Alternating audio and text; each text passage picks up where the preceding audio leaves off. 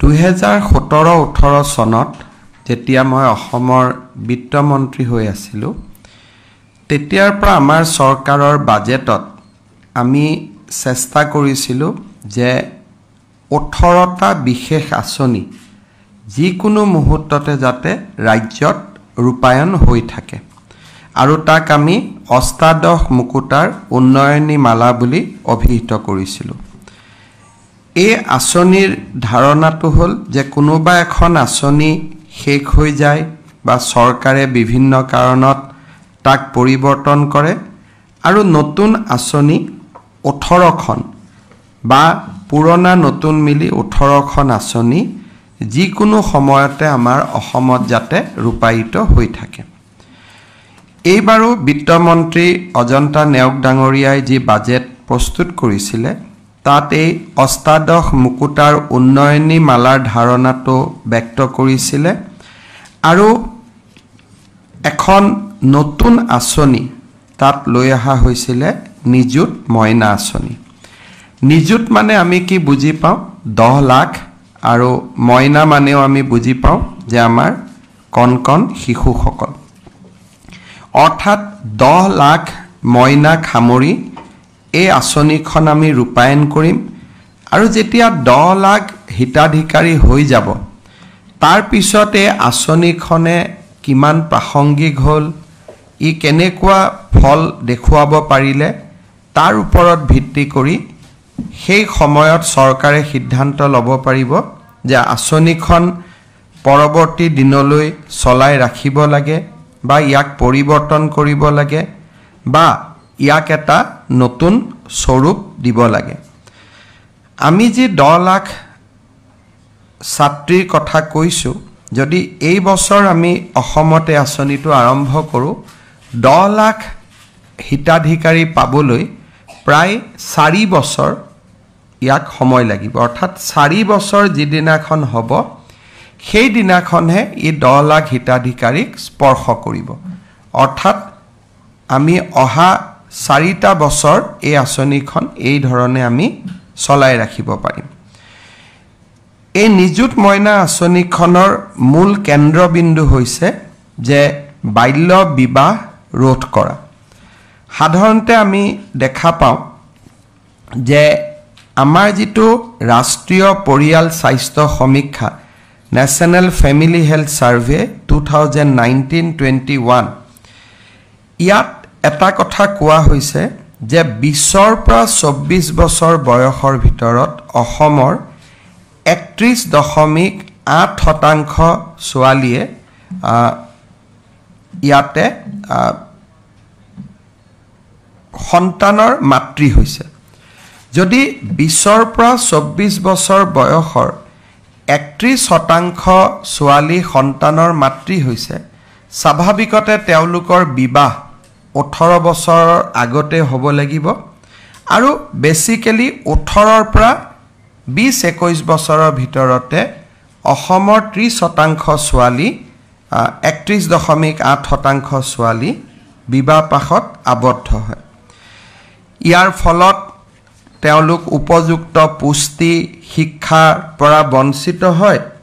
আৰু বহু সময়ত ঘৰুৱা হিংসাৰো তেওঁলোক ভিক্টিম হয়। অৰ্থাৎ যেতিয়া ছোৱালী সোনকালে বিয়া হয় এটা সংসাৰ চলাবৰ কাৰণে যিটো মেচিউৰিটি লাগে সেই মেচিউৰিটিটো নথকা বাবে স্বাভাৱিকতে পৰিয়ালত গৈ এটা প্ৰত্যাহ্বানমূলক পৰিৱেশৰ সন্মুখীন হয়। পৰিয়ালৰ যিটো বোৱাৰীৰ প্ৰতি পৰিয়ালৰ যিটো আকাংক্ষা তাক পূৰণ কৰিব নোৱাৰাৰ ফলত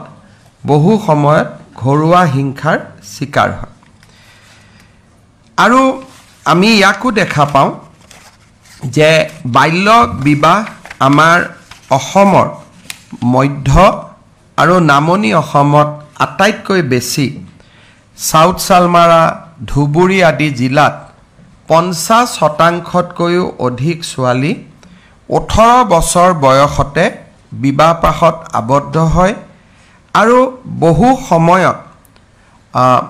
আমি দেখা পাওঁ যে আমাৰ বিভিন্ন ধৰণৰ যিটো আমি প্ৰায়ে সমীক্ষা চলাই থাকোঁ 12-13 বছৰতে তেওঁলোক সন্তানৰ মাতৃ হয় আমি বিভিন্ন সময়ত আইনৰ দ্বাৰা ব্যৱস্থা লৈছো কিন্তু আমি বিশ্বাস কৰোঁ যে ৰেষ্ট্ৰিক্টিভ যিবিলাক আমাৰ পলিচি আছে যে আমি পস্কো এক্টত বিচাৰ কৰিম আমি বিভিন্ন সময়ত ইয়াৰ লগত জড়িত ব্যক্তিসকলক গ্ৰেপ্তাৰ কৰিম কিন্তু এই সকলোবোৰৰ ভিতৰতো আটাইতকৈ ডাঙৰ অস্ত্ৰ হ'ল শিক্ষা যদি এগৰাকী ছোৱালী শিক্ষাৰ যিটো স্পেচ তাক যদি আমি এটা বছৰো বঢ়াব পাৰোঁ দুটা বছৰো বঢ়াব পাৰোঁ তিনিটা বছৰো বঢ়াব পাৰোঁ তেতিয়াহ'লে বাল্য বিবাহকো আমি প্ৰতিহত কৰিব পাৰোঁ টিনেজ প্ৰেগনেন্সি যেটো সৰু বয়সতে গৰ্ভৱতী হয় তাকো আমি ৰোধ কৰিব পাৰোঁ আৰু ছোৱালীসকলৰ মাজত লুকাই থকা প্ৰতিভাৰ বিকাশত আমি সহায়ক হিচাপে থিয় হ'ব পাৰোঁ দুৰ্ভাগ্যক্ৰমে হওক যে আমাৰ ৰাজ্যত বহু চৰকাৰ আহিছে গৈছে কিন্তু ছোৱালীসকলক কেন্দ্ৰ কৰি আজিলৈকে চৰকাৰসমূহে এনে ধৰণৰ কোনো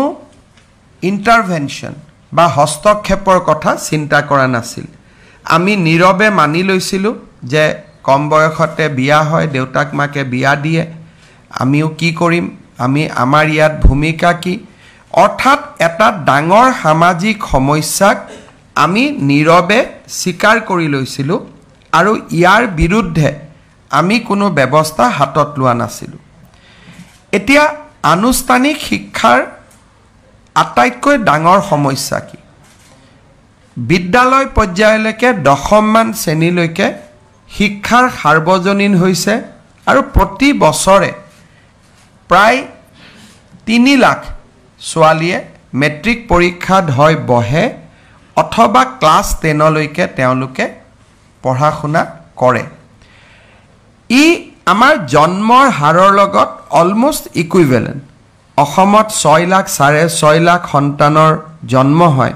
আৰু 3 লাখ ল'ৰা ছোৱালীয়ে যদি মেট্ৰিকলৈকে পঢ়ে তেতিয়ালে 80% to 85% ছোৱালীয়ে 10মান শ্ৰেণীলৈকে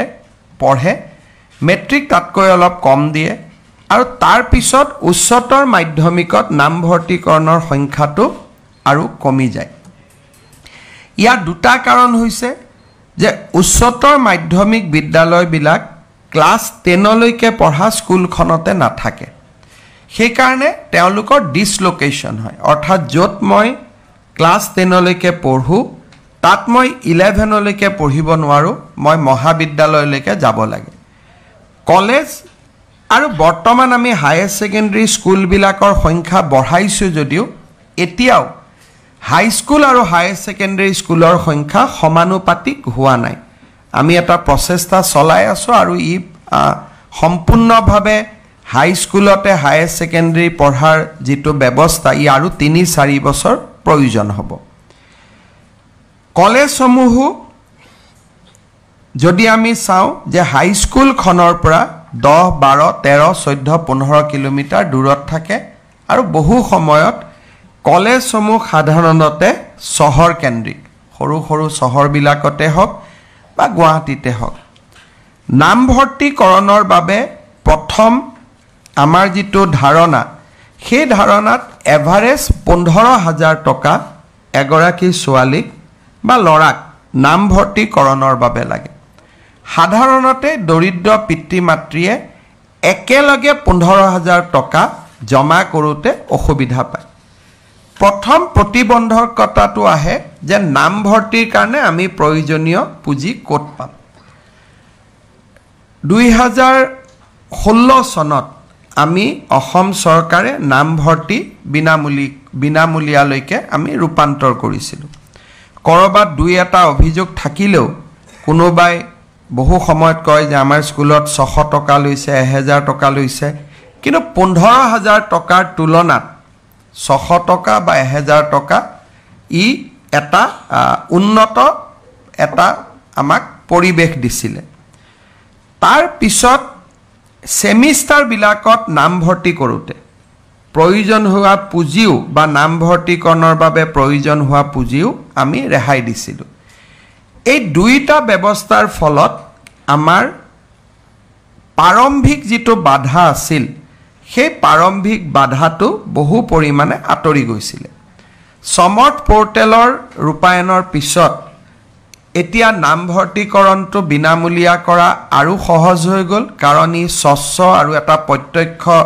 এডমিশ্যন হ'ল। কিমানে এডমিশ্যন লৈছে, কোনে লৈছে, গোটেই কথাখিনি সন্মুখত দেখা দি থকাৰ কাৰণে চৰকাৰেও সময়মতে নামভৰ্তিকৰণৰ পুঁজি মহাবিদ্যালয়সমূহক ঘূৰাই দিব পৰা হ'ল। এইবাৰ আমি কঠোৰ পদক্ষেপো লৈছোঁ, অহাবাৰ আমি আৰু কঠোৰ পদক্ষেপ ল'ম। আমি বিশ্বাস কৰোঁ যে নামভৰ্তিকৰণটো আমি 100% আমি বিনামূলীয়া কৰিবলৈ সক্ষম হ'ম। ইয়াৰ পিছত ছোৱালীজনীৰ বাবে দ্বিতীয় প্ৰতিবন্ধকতা হ'ল যে ওচৰৰ চহৰখনত কলেজখন আছে, প্ৰতিটো দিনেই চাইকেল এখন লৈ বা টমটম, অটো ইয়াৰ জৰিয়তে, ৰিক্সা ইয়াৰ জৰিয়তে স্কুললৈ, কলেজলৈ আহিব লাগে। যাতায়াতৰ খৰচ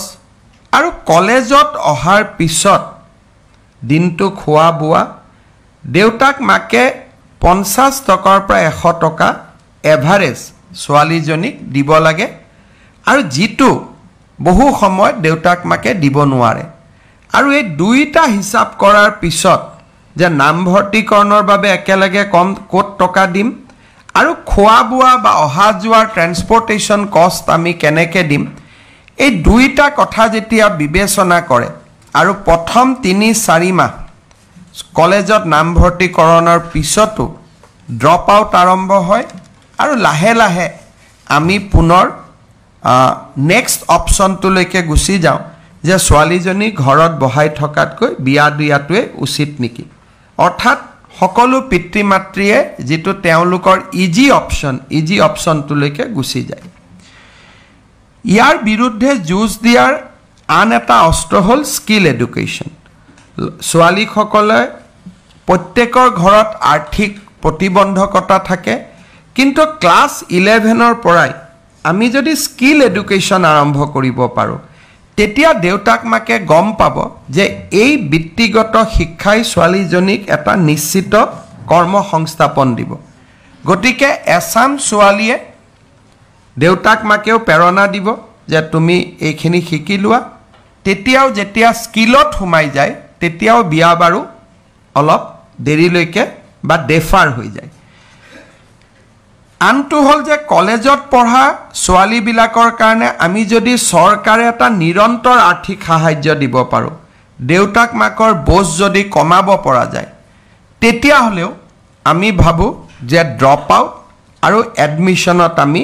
প্ৰেৰণা যোগাব পাৰোঁ। এই উদ্দেশ্য আগত ৰাখি ৰাজ্য চৰকাৰৰ এইবাৰৰ বাজেটত আমি সিদ্ধান্ত লৈছিলোঁ যে উচ্চতৰ মাধ্যমিক প্ৰথম বৰ্ষ, স্নাতক প্ৰথম বৰ্ষ আৰু স্নাতকোত্তৰ প্ৰথম বৰ্ষ আৰু BEd প্ৰথম বৰ্ষ, এই ছোৱালীসকলক আমি এখন নতুন আঁচনি দিম, যি দেউতাক মাকৰ আৰ্থিক বোজা হ্ৰাস কৰিব আৰু ছোৱালীজনীও পঢ়াৰ কাৰণে প্ৰেৰণা পাব। এই আঁচনিখন আমি অহা 10 অক্টোবৰৰ পৰা ৰূপায়ণ কৰিব বিচাৰিছোঁ, যদিহে আমি মহাবিদ্যালয় আৰু ছাত্ৰীসকলৰ পৰা সহযোগিতা পাওঁ। সহযোগিতা মানে এনেকুৱা যে এই 3খন ফৰ্ম হায়াৰ ছেকেণ্ডেৰী এটা বিশেষ আমি আজিয়ে স্কুল কলেজত বিতৰণ কৰি আছোঁ যে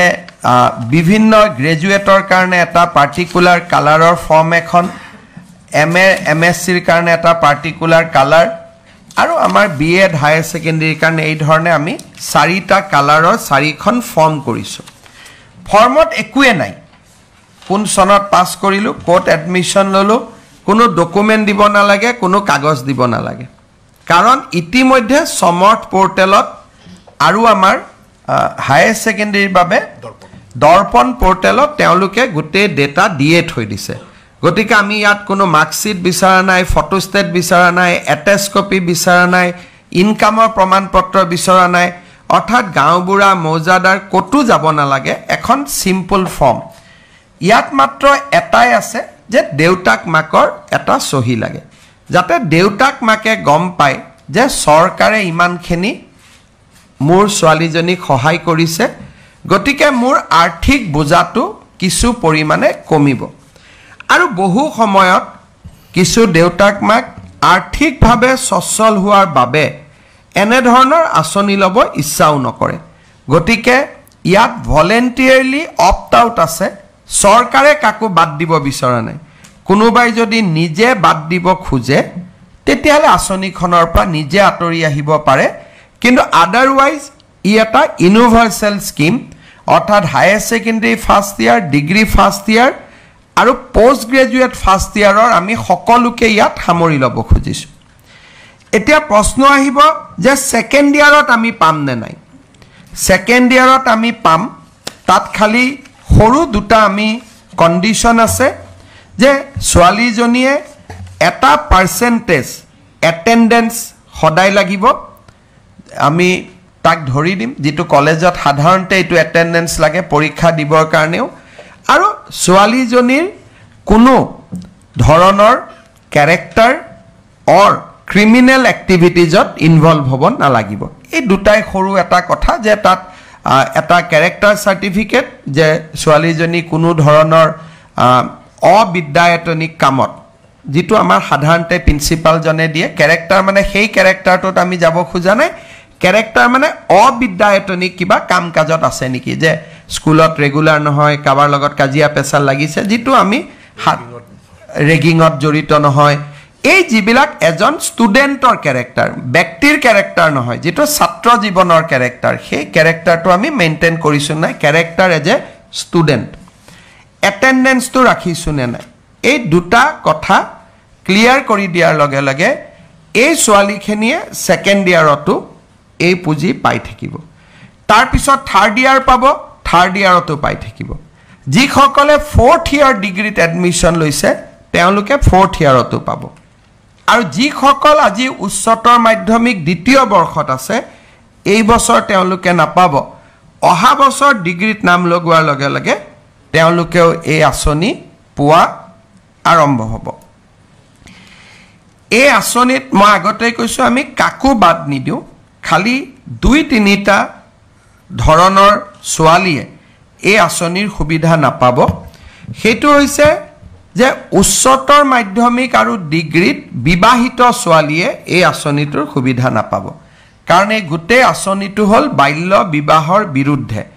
গতিকে ডিগ্ৰী থাৰ্ড ইয়াৰলৈকে বা ফ'ৰ্থ ইয়াৰলৈকে অবিবাহিত হৈ থকাটো এই আঁচনিখনৰ ধন নিৰন্তৰভাৱে পাই থকাৰ এটা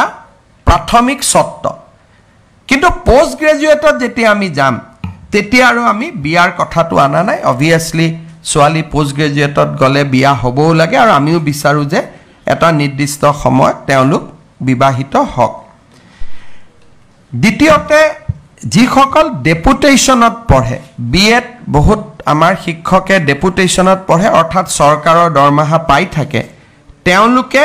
এই আঁচনিটোৰ সুবিধা নাপাব, কাৰণ তেওঁলোকে নিয়মিত দৰমহা পাই থাকে। মন্ত্ৰী, সংসদ আৰু বিধানসভাৰ সদস্যসকলৰ সন্তান এই আঁচনিৰ বাবে যোগ্য বুলি বিবেচিত নহ'ব। আৰু এটা সৰু বৰ্গ এই আঁচনিটোৰ অধীনত নাহে, সেইটো হ'ল যিসকলে হায়াৰ ছেকেণ্ডেৰীত ফাৰ্ষ্ট ডিভিজন পোৱাৰ কাৰণে স্কুটি এখন পাব। কাৰণ স্কুটি আমি 60,000 টকা দিয়েই দিওঁ, গতিকে তেওঁলোকক আৰু এই আঁচনিৰ আমি অনা নাই। আৰু বিয়া নহয় পঢ়ি থাকিবৰ কাৰণে স্কুটিখনেই এটা যথেষ্ট ডাঙৰ প্ৰেৰণা, গতিকে দ্বিতীয় প্ৰেৰণা এটাৰ প্ৰয়োজন আমি নাই বুলি ভাবিছোঁ। গতিকে হায়াৰ ছেকেণ্ডেৰীত যিসকলে স্কুটি পাব তেওঁলোকো এই আঁচনিটোৰ অধীনত নাহে, কিন্তু এই বছৰ আমি নৱেম্বৰ মাহৰ ভিতৰতে সকলোকে স্কুটি আমি দি দিম, যাতে আজি তেওঁলোকো আমাৰ মাজত আছে, তেওঁলোকে ভাবিব যে স্কুটিখন আমি কেতিয়া পাম। আমি নৱেম্বৰৰ 30 তাৰিখৰ আগতে আমি স্কুটিখন দিয়াৰ ব্যৱস্থা কৰিম। এতিয়া এই আঁচনিত কোনে কিমান টকা পাব যিসকলে একাদশ শ্ৰেণীত নাম লগাইছে তেওঁলোকে 10 মাহ প্ৰতি মাহত 1000 টকাকৈ পাব তাৰমানে 10000 rupees তেওঁলোকে পাব বাট পাৰ মান্থ 1000 টকা কৰি তেওঁলোকৰ বেংক একাউণ্টত আমি ট্ৰান্সফাৰ কৰিম বেংক একাউণ্টত টকা ট্ৰান্সফাৰ কৰিলে এটা ডাঙৰ সুবিধা হ'ল যে প্ৰত্যক্ষভাৱে পাব পাৰি অসুবিধা হ'ল কেতিয়াবা আমি যদি একাউণ্টটো KYC কৰি নাথাকো একাউণ্টটো বন্ধ হৈ যায় টকাটো পোৱাত অসুবিধা হয় গতিকে ছাত্ৰীসকলে প্ৰতি 6 মাহত যাতে একাউণ্টটো KYC কৰি ৰাখে যেটো নো ইউৰ একাউণ্ট বুলি কয় তাৰ বাবে মই অনুৰোধ কৰিম স্নাতক প্ৰথম বৰ্ষত যিসকলে নাম ভৰ্তি কৰিব তেওঁলোকক আমি 1250 টকাকৈ আমি দিম আৰু স্নাতকোত্তৰ পাঠ্যক্ৰমত যিসকলে নাম ভৰ্তি কৰিব বা বিএডত যিসকলে তেওঁলোকে নাম ভৰ্তি কৰিব তেওঁলোকক আমি 2500 টকা 2500 টকা দিম অৰ্থাৎ 2500 টকা মাহত পালে পিজি পঢ়া ছোৱালী এজনীৰ জীৱনটো বহুত সহজ হৈ পৰিব আৰু এই উদ্দেশ্যে এই আঁচনিখন আমি আৰম্ভ কৰিব খুজিছো জুন আৰু জুলাই মাহত এই আঁচনিখনৰ পুঁজি আমি নিদিও কাৰণ হেতু গৰম বন্ধৰ সময় ছোৱালীসকল ঘৰতে থাকে জুন জুলাইত নিদিও বাকি 10 মাহ বা বছৰটোৰ বাকি 10 মাহৰ পুঁজি আমি তেওঁলোকক যোগান ধৰিম এই বছৰ মই আগতে কৈছো যে আমি 10 অক্টোবৰৰ পৰা আৰম্ভ কৰিব খুজিছো আঁচনিখন প্ৰথম মই আশা কৰো যে আমি যাতে 10 অক্টোবৰৰ পৰা এই আঁচনিখন ৰূপায়ণ কৰিব পাৰো তাৰ বাবে আগষ্ট মাহৰ 30 তাৰিখৰ আগতে প্ৰপত্ৰসমূহ যাতে পূৰণ কৰি আমাক দিয়ে কাৰণ গোটেই সেপ্টেম্বৰ মাহটো আমাক ভেৰিফিকেশনৰ কাৰণে লাগিব কিন্তু যদি কলেজৰ পৰা সেপ্টেম্বৰত ফৰ্ম আহে তেতিয়া আমি নৱেম্বৰৰ 10 তাৰিখেহে আঁচনিখন ৰূপায়ণ কৰিব পাৰিম 10 তাৰিখ দিনটো কিয় 10 তাৰিখে আমি অৰুণোদয় দিও পেনশনো দিও ইয়াৰ লগতে নিযুত মইনা আঁচনিখনৰো ধন তেওঁলোকে 10 তাৰিখে পাব পাৰিব মই আগতে কৈছো যে ফৰ্মখনত একোৱে নাই ফৰ্মখনত খালি নামটো দিব লাগে বিবাহিত অবিবাহিত লিখিব লাগে দেউতাকৰ নাম লিখিব লাগে নেম অফ ফাদাৰ লিখিব লাগে ৰিলিজন লিখিব লাগে মোবাইল নাম্বাৰটো দিব লাগে এড্ৰেছ দিব লাগে আধাৰ নম্বৰ দিব লাগে বিধানসভা সমষ্টিটোৰ নাম দিব লাগে কলেজখনৰ নাম দিব লাগে বিশ্ববিদ্যালয়খনৰ নাম দিব লাগে ৰেজিষ্ট্ৰেচন নম্বৰ দিব লাগে একাউণ্ট নম্বৰ দিব লাগে অৰ্থাৎ আজি ইয়াতে গোটেই ছোৱালীসকল কলেজসমূহৰ ছোৱালী আজি আমাৰ লগত জড়িত হৈ আছে বহি লগে লগে লিখি দিব পাৰে খালি এক ৰাতি ঘৰলৈকে লৈ যাব লাগিব কাৰণ দেউতাক মাকৰ সহিটো লাগিব তাৰ পিছত প্ৰিন্সিপাল সকলে ভেৰিফিকেশন কৰি আমাক ফৰ্মখন গটাই দিব আমি 30 আগষ্টৰ আগতে তেখেতসকলৰ পৰা আমি ফৰ্মখিনি সংগ্ৰহ কৰিম আৰু মই আগতে কোৱাৰ দৰে 10 অক্টোবৰ আৰু অত্যন্ত পলম হলে 10 নৱেম্বৰ যদি কিবা কাৰণত 10 অক্টোবৰৰ মাইলষ্টনটো আমি মিস কৰো তেতিয়াহলে আমি 11-12 অক্টোবৰত নকৰো ইয়াক আমি আকৌ 10 নৱেম্বৰলৈকে লৈ যাম কিন্তু মই আশা কৰো যে ম্যাক্সিমামে 10 অক্টোবৰতে আমি কৰি দিব পাৰিম কাৰণ আজি সেই কাৰণে আমি অসমৰ গোটেই কলেজসমূহত আমাৰ মন্ত্ৰীসকল উপস্থিত আছে বিধায়কসকল উপস্থিত আছে এই সংবাদ মেলখনো তেওঁলোকে প্ৰত্যক্ষ কৰিছে জিলাৰ উপায়ুক্তসকল উপস্থিত আছে কলেজসমূহত মহকুমাধিপতিসকল উপস্থিত আছে মই ভাবো যে আজি এই লেভেলত সচেতনতাটো হৈ যোৱাৰ পিছত আমাৰ বিশেষ অসুবিধা নহব মই শিক্ষামন্ত্ৰী ৰনোজ পেগু ডাঙৰীয়াক ধন্যবাদ জনাইছো যে অত্যন্ত কম সময়ৰ ভিতৰতে আজি এই আঁচনিটো আমি ৰাইজৰ সন্মুখলৈ উলিয়াই দিব পাৰিছো লোকসভা নিৰ্বাচনৰ সময়ত চৰকাৰখন স্বাভাৱিক কাৰণত স্থবিৰ হৈ আছিল কিন্তু লোকসভা নিৰ্বাচনৰ পিছতে আমি চৰকাৰখনত গতি আনিবলৈ প্ৰচেষ্টা কৰিছো আৰু নিযুত মইনা আঁচনিখন ইমান কম সময়ৰ ভিতৰতে নীতি নিয়ম প্ৰস্তুত কৰা বিত্ত বিভাগৰ অনুমোদন লোৱা কেবিনেটৰ অনুমোদন লোৱা ইমান কম সময়ৰ ভিতৰতে আঁচনিখন উলাই দিব পৰাটো শিক্ষা বিভাগৰ এক কৃতিত্ব মই শিক্ষা বিভাগ আৰু শিক্ষা মন্ত্ৰী ৰনোজ পেগু ডাঙৰীয়াক ধন্যবাদ জনাইছো ইয়াৰ লগতে মই অসমৰ শিক্ষক সমাজৰ পৰা এই আঁচনিখনৰ সফলতাৰ বাবে সহযোগিতা বিচাৰিছো